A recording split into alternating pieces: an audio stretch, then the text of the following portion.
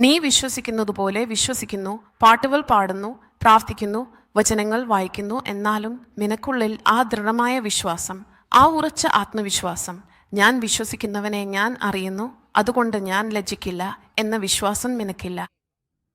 അത് വരണം. പൗലോസിന്റെ വലിയ വിശ്വാസം എന്താണെന്നാൽ, ഞാൻ വിശ്വസിക്കുന്നവനെ ഞാൻ അറിയുന്നു, അതുകൊണ്ട് ഞാൻ ലജ്ജിക്കില്ല. വിശ്വാസികൾ എല്ലാവരും ഇത്ര ശക്തരായിരുന്നെങ്കിൽ വാവ, അപ്പോൾ തന്നെ ഈ ലോകം സമാധാനപരമായിരിക്കും. അന്യജാതിക്കാരുടെ മുന്നിൽ ഭയത്തോടെ ജീവിക്കുന്നു. നിങ്ങളുടെ വിശ്വാസം കണ്ടു ആരാണ് ആകർഷിക്കപ്പെടുന്നത്? പേര് മാത്രം വിശ്വാസി. ആ ബിരുദം നിങ്ങൾ ഒഴിവാക്കുക, അല്ലെങ്കിൽ ഭയപ്പെട്ടുകൊണ്ടിരിക്കുക. അല്ലെങ്കിൽ വിശ്വാസത്തിന്റെ പേരിൽ നിങ്ങൾ ഭയത്തെ ജയിച്ച് മഹാവീരന്മാരായി ജീവിക്കണം. ദൈവത്തിന് സ്തുതി, ഹല്ലേലൂയ. അതെ, നിങ്ങൾ വളരെ വീര്യവാനായും ധൈര്യവാനായും സാഹസികനുമായും അത്യന്തം ധൈര്യത്തോടെ സമീപിക്കണം. കാരണം ദൈവം നിങ്ങളെ ഒരിക്കലും പരാജയപ്പെടുത്തില്ല. യേശു നിങ്ങളെ ഒരിക്കലും തോൽപ്പിക്കില്ല.